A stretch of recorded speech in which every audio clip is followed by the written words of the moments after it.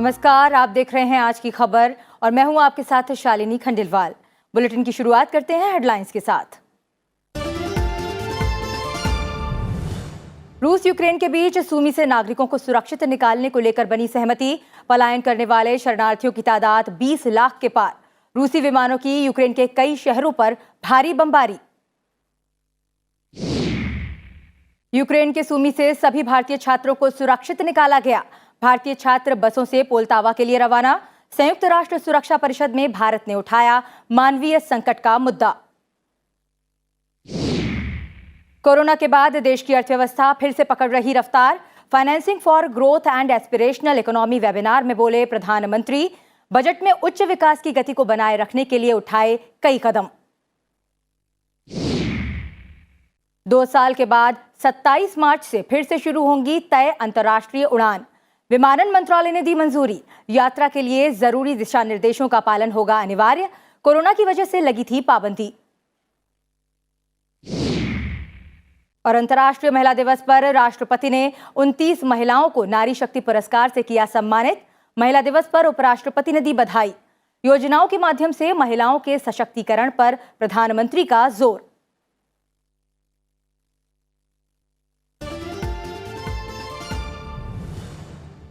Headlines के बाद अब एक नजर उन खबरों पर जो आज सुर्खियों में रहीं। उपराष्ट्रपति एम वेंकैया नायडू ने शिक्षा की पहुंच और गुणवत्ता बढ़ाने के लिए प्रौद्योगिकी का उपयोग करने का आह्वान किया। द न्यू इंडियन एक्सप्रेस के थिंक एडू कॉन्क्लेव को संबोधित करते हुए उपराष्ट्रपति ने साक्षरता और लैंगिक समानता में भारत की प्रगति की सराहना करते हुए शिक्षा में डिजिटल विभाजन को पाटने की अपील की। केंद्रीय गृह मंत्री अमित शाह ने अंतर्राष्ट्रीय महिला दिवस के मौके पर त्रिपुरा में सरकारी नौकरियों में महिलाओं को 33% आरक्षण देने की घोषणा की। पूर्वोत्तर राज्य में बीजेपी आईपीएफटी सरकार की चौथी वर्षगांठ के मौके पर उन्होंने 2 रैलियों को संबोधित किया। साथ ही सबरूम में कथलचारी सीमा चौकी क्षेत्र पर सिंगल रो फेसिंग कार्य का निरीक्षण किया। आरबीआई के गवर्नर शक्तिकांत दास ने एक नई सेवा शुरू की, जिसके जरिए 40 करोड़ से अधिक फीचर फोन या सामान्य मोबाइल फोन उपयोगकर्ता सुरक्षित तरीके से डिजिटल भुगतान कर सकेंगे। जिन लोगों के पास इंटरनेट कनेक्शन नहीं है, वे यूपीआई 123 पे नाम से शुरू की गई सेवा के जरिए डिजिटल भुगतान कर सकते हैं। ये सेवा साधारण फोन पर भी काम करेगी।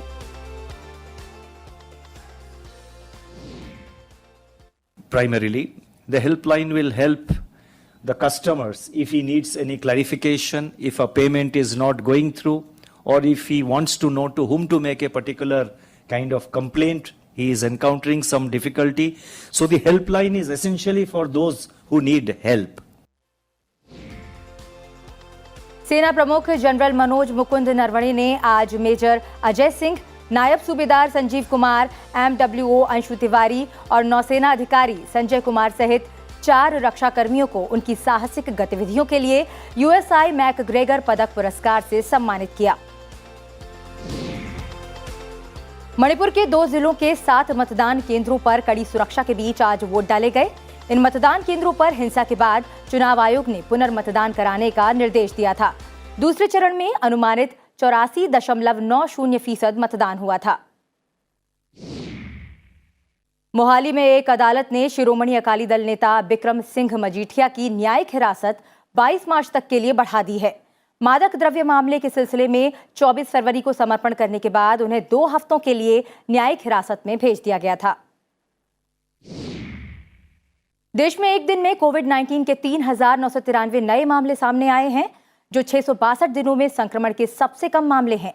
संक्रमण की दैनिक दर 0.46% दर्ज की गई, जबकि साप्ताहिक संक्रमण दर 0.68% दर्ज की गई। स्वस्थ होने वाले लोगों की राष्ट्रीय दर 98.68% है।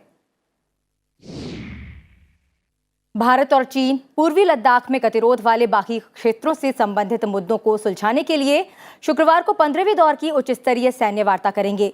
इस साल 12 जनवरी को हुई बातचीत के 14वें दौर में कोई नई सफलता नहीं मिली।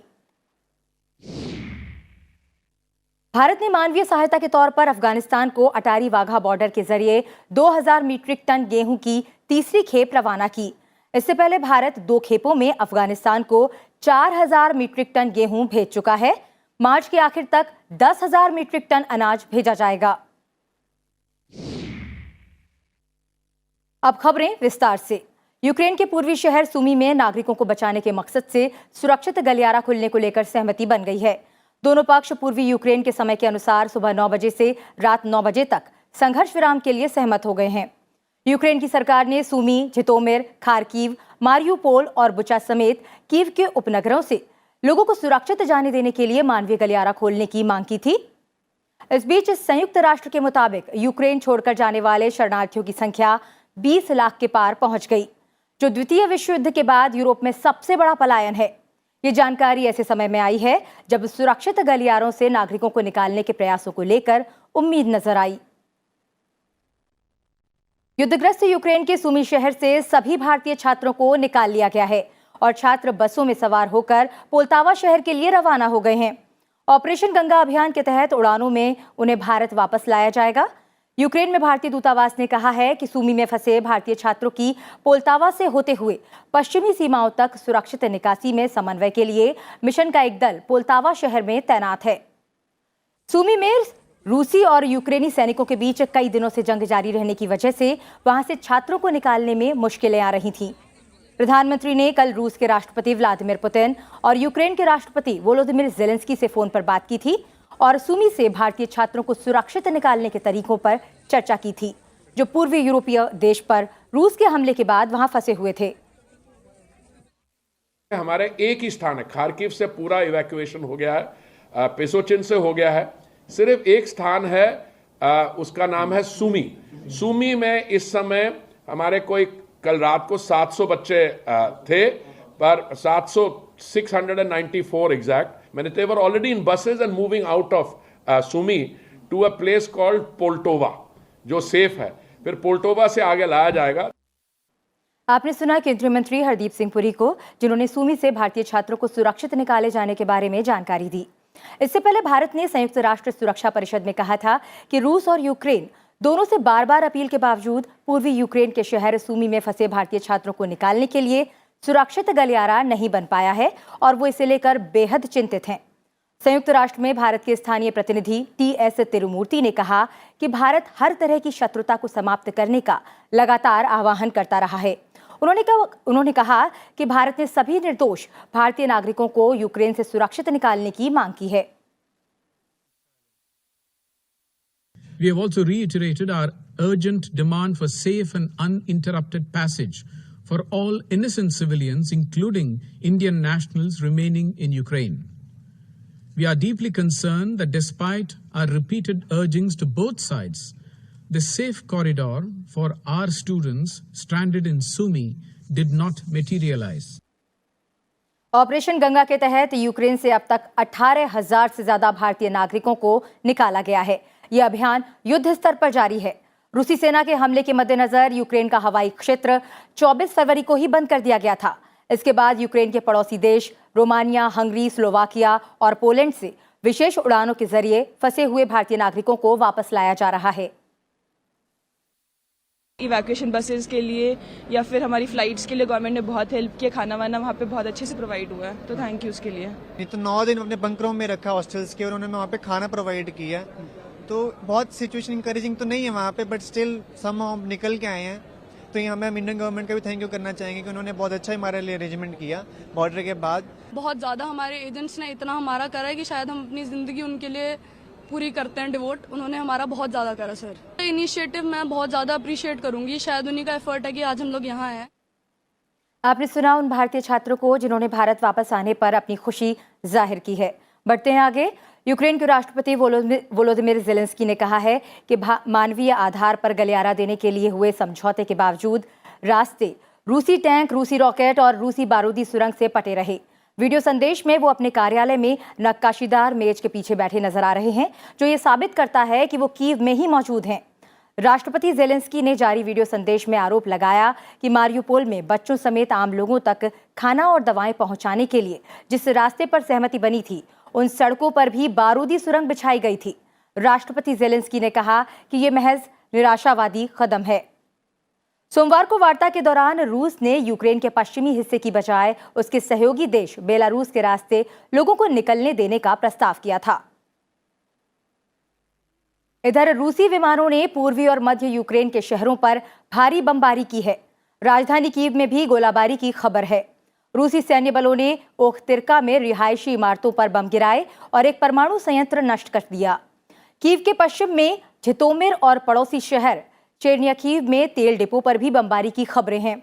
अमेरिका और यूरोपीय देशों के दूतावास हमले से पहले ही कीव से लवीव स्थानांतरित हो गए थे। लवीव पोलैंड की सीमा पार करने वाले लोगों के लिए मुख्य ट्रांजिट केंद्र है। इस बीच रूस के राष्ट्रपति व्लादिमीर पुतिन ने कहा है कि यूक्रेन में विशेष सैन्य अभियान को अंजाम देने में केवल पेशेवर सैनिकों को शामिल किया जाएगा। राष्ट्रपति पुतिन ने कहा है कि सैनिक जबरदस्ती अभियान में भाग नहीं ले रहे हैं और न ही भविष्य में भाग लेंगे। उन्होंने विशेष सैन्य अभियान में भाग लेने वाले सैनिकों के रिश्तेदारों को संबोधित करते हुए ये बात कही। रूस 24 फरवरी से यूक्रेन के खिलाफ सैन्य अभियान चला रहा है। बेहद उतार चढ़ाव भरे कारोबार में घरेलू शेयर बाजारों के मानक सूचकांक सेंसेक्स और निफ्टी 4 कारोबारी सत्रों के बाद आज बढ़त लेने में सफल रहे। कारोबार के अंत में सेंसेक्स 53,424.26 अंक पर बंद हुआ, जो पिछले दिन की तुलना में 581.34 अंक यानी 1.10% अधिक है। इसी तरह नेशनल स्टॉक एक्सचेंज का निफ्टी भी शुरुआती कारोबार में 115.75 अंक की गिरावट पर रहा। दिन भर रही उठापटक के बाद ये 16,013.45 अंक पर बंद हुआ, जो 150.30 अंक यानी 0.95% की बढ़त को दर्शाता है। वहीं अमेरिका के शेयर बाजारों में गिरावट देखी गई। इस बीच अंतर्राष्ट्रीय तेल मानक ब्रेंट क्रूड 2.87% उछाल के साथ $126.6 प्रति बैरल पर पहुंच गया। कोरोना महामारी के बाद भारत की अर्थव्यवस्था फिर से गति पकड़ रही है और यह आर्थिक क्षेत्र में सरकार के फैसलों और देश की अर्थव्यवस्था की मजबूत बुनियाद का प्रतिबिंब है। विकास और आकांक्षी अर्थव्यवस्था के लिए वित्त पोषण, इस विषय पर आयोजित वेबिनार को संबोधित करते हुए प्रधानमंत्री नरेंद्र मोदी ने ये बातें कहीं। उन्होंने कहा कि इस बार के आम बजट में तेज गति से विकास को जारी रखने के लिए कई कदम उठाए गए हैं। उन्होंने कहा कि 21वीं सदी के भारत की प्रगति को तेज गति देने के लिए देश की जो प्राथमिकता है उसमें वित्तीय संस्थानों की भागीदारी अहम है। 100 साल में आई सबसे बड़ी महामारी के बीच भारत की अर्थव्यवस्था फिर से गति पकड़ रही है। ये हमारे आर्थिक फैसलों और हमारी अर्थव्यवस्था की मजबूत बुनियाद का प्रतिबिंब है। ड्रोन, अंतरिक्ष और जियो स्पेशल क्षेत्र में लिए गए सरकार के फैसलों को गेम चेंजर करार देते हुए प्रधानमंत्री ने आह्वान किया कि इन क्षेत्रों में भी अब भारत को दुनिया के शीर्ष 3 देशों में जगह बनाने के लिए काम करना चाहिए। 21वीं सदी के भारत की प्रगति को तेज गति देने के लिए हमें अपने सभी प्रायोरिटी सेक्टर्स में फाइनेंशियल वायबल मॉडल्स को प्राथमिकता देनी होगी। बढ़ते हैं आगे और बात करते हैं राज्यों से जुड़ी हुई खबरों की।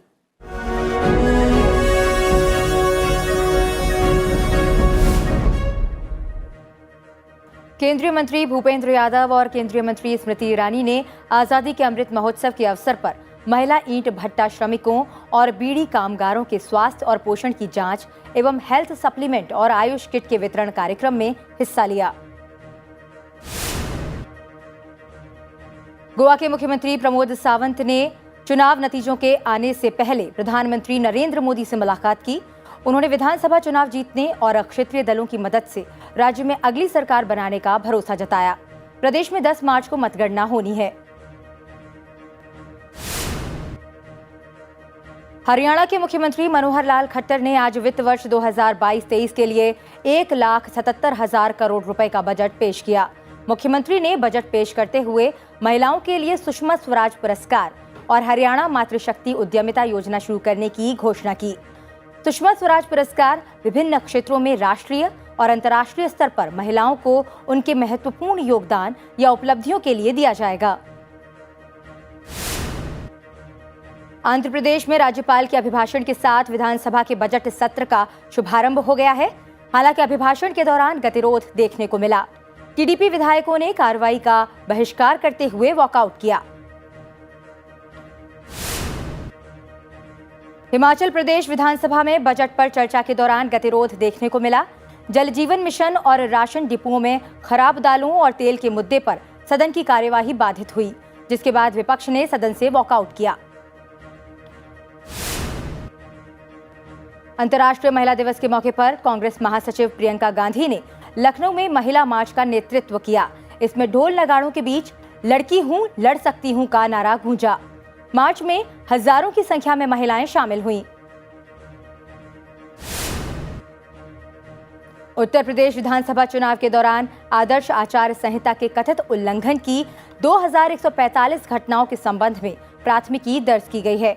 प्रदेश के मुख्य निर्वाचन अधिकारी ने बताया कि करीब 33 लाख लोगों के खिलाफ निरोधात्मक कार्रवाई की गई। साथ ही अब तक करीब 103 करोड़ से ज्यादा की नकदी बरामद की गई। पश्चिम बंगाल में बीजेपी से निष्कासित नेता जयप्रकाश मजूमदार ने सत्तारूढ़ तृणमूल कांग्रेस का दामन थाम लिया। मुख्यमंत्री ममता बनर्जी की मौजूदगी में उन्होंने पार्टी की सदस्यता ग्रहण की। दिल्ली के स्वास्थ्य मंत्री सत्येंद्र जैन ने शाहदरा के ज्वाला नगर में पॉलीक्लिनिक का उद्घाटन किया। उन्होंने कहा कि दिल्ली में करीब 25 पॉलीक्लिनिक चल रहे हैं और सरकार इस साल 100 पॉलीक्लिनिक शुरू करने की कोशिश कर रही है।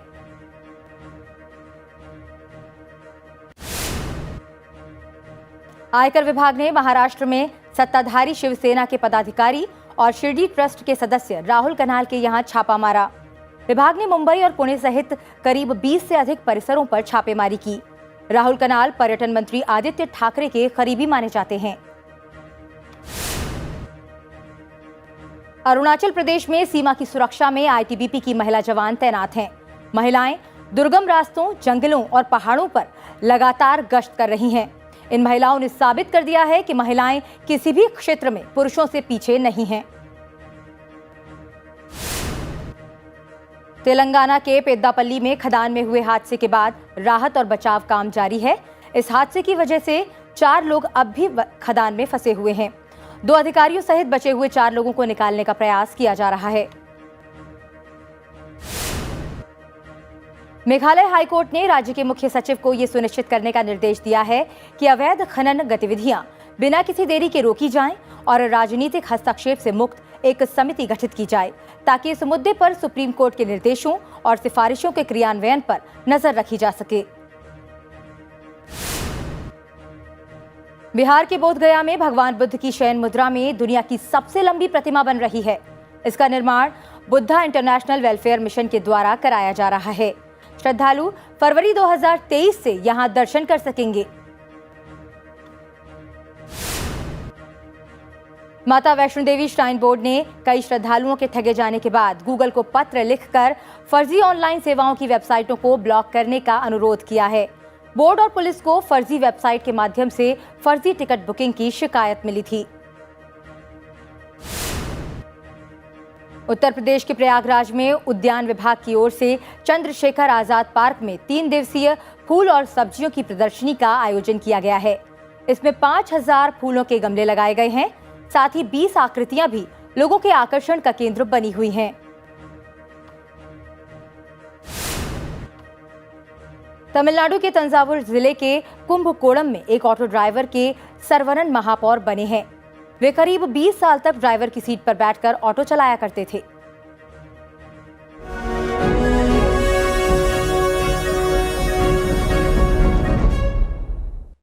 अब बढ़ते हैं आगे और बात करते हैं अंतर्राष्ट्रीय उड़ानों की। सरकार ने नियमित अंतर्राष्ट्रीय उड़ान सेवाओं को एक बार फिर बहाल करने का फैसला किया है। 27 मार्च 2022 से नियमित अंतर्राष्ट्रीय उड़ानों को बहाल करने का फैसला किया गया है। नागर विमानन मंत्रालय ने कोविड महामारी को देखते हुए मार्च 2020 में नियमित अंतर्राष्ट्रीय उड़ानों पर रोक लगा दी थी। हालांकि जुलाई 2020 से करीब 35 देशों के साथ एयर बबल व्यवस्था के तहत भारत से अंतर्राष्ट्रीय उड़ानों का परिचालन हो रहा है। नागर विमानन मंत्रालय ने कहा है कि विश्व भर में बढ़ते टीकाकरण को देखते हुए और हितधारकों से विचार विमर्श के बाद सरकार ने इस महीने की 27 तारीख से अंतर्राष्ट्रीय वाणिज्यिक यात्री सेवा शुरू करने का फैसला लिया है। मंत्रालय ने कहा है कि यात्रा के लिए स्वास्थ्य और परिवार कल्याण मंत्रालय के दिशा निर्देशों का सख्ती से पालन करना होगा।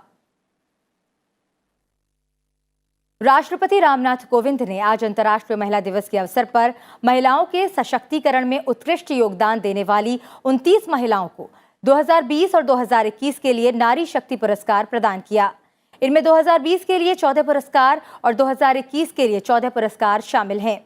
पुरस्कार हासिल करने वालों में मर्चेंट नेवी की कप्तान राधिका मेनन, सामाजिक उद्यमी अनीता गुप्ता, ऑर्गेनिक खेती करने वाली आदिवासी कार्यकर्ता उषा बेन, दिनेश भाई वसावा, इनोवेशन के लिए विख्यात नासिरा अख्तर, इंटेल इंडिया की प्रमुख निवृत्ति राय, डाउन सिंड्रोम से पीड़ित कथक नृत्यांगना साइली नंदकिशोर अगवाने, सांपों को बचाने वाली पहली महिला वनिता जगदेव बोराडे और गणितज्ञ नीना गुप्ता भी शामिल हैं।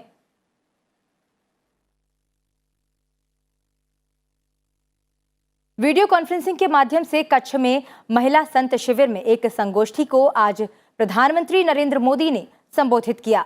प्रधानमंत्री ने महिला दिवस पर बधाई देते हुए कहा कि कच्छ की धरती सदियों से नारी शक्ति और सामर्थ्य की प्रतीक रही है। कच्छ की महिलाओं ने अपने अथक परिश्रम से कच्छ की सभ्यता और संस्कृति को भी जीवंत रखा है। कच्छ के रंग, विशेष रूप से यहाँ का हैंडीक्राफ्ट, इसका बड़ा उदाहरण है। ये कलाएं और ये कौशल पूरी दुनिया में अपनी पहचान बना रहा है। नारी नीति, निष्ठा, निर्णय शक्ति और नेतृत्व की प्रतिबिंब होती है, उसका प्रतिनिधित्व करती है। इसलिए हमारे वेदों ने, हमारी परंपरा ने ये आह्वान किया है कि नारी सक्षम हो, समर्थ हो और राष्ट्र को दिशा दे। आज अंतर्राष्ट्रीय महिला दिवस है। महिलाओं की सामाजिक, आर्थिक, सांस्कृतिक और राजनीतिक उपलब्धियों को रेखांकित करने के लिए हर साल 8 मार्च को ये दिन मनाया जाता है। इस मौके पर राष्ट्रपति, उपराष्ट्रपति, प्रधानमंत्री और लोकसभा अध्यक्ष ने बधाई दी है। वैश्विक स्तर पर महिला दिवस को आधिकारिक तौर पर मनाने की शुरुआत 1975 में तब हुई जब संयुक्त राष्ट्र ने इसे मनाना शुरू किया। 1996 में पहली बार इसके आयोजन को एक थीम से जोड़ा गया। संयुक्त राष्ट्र के मुताबिक इस साल अंतर्राष्ट्रीय महिला दिवस की थीम है gender equality today for a sustainable tomorrow, यानी मजबूत भविष्य के लिए लैंगिक समानता जरूरी है। अमेरिका में आयोवा में एक स्कूल के बाहर चलती गाड़ी से की गई गोलीबारी में एक किशोर की मौत हो गई और 2 लोग जख्मी हो गए। ईस्ट हाई स्कूल के मैदान पर की गई गोलीबारी के संदिग्ध को हिरासत में ले लिया गया है। हालांकि उस पर तत्काल आरोप नहीं लगाए गए हैं। पुलिस ने गोलीबारी में हताहत हुए लोगों की पहचान नहीं बताई है। स्कूल को बंद कर दिया गया है। पुलिस की तफ्तीश जारी रही। अंतर्राष्ट्रीय महिला दिवस पर मध्य प्रदेश में 12,000 स्क्वायर फीट की रंगोली बनाई गई है। चलते चलते आपको छोड़ जाते हैं इस खास रंगोली की तस्वीरों के साथ।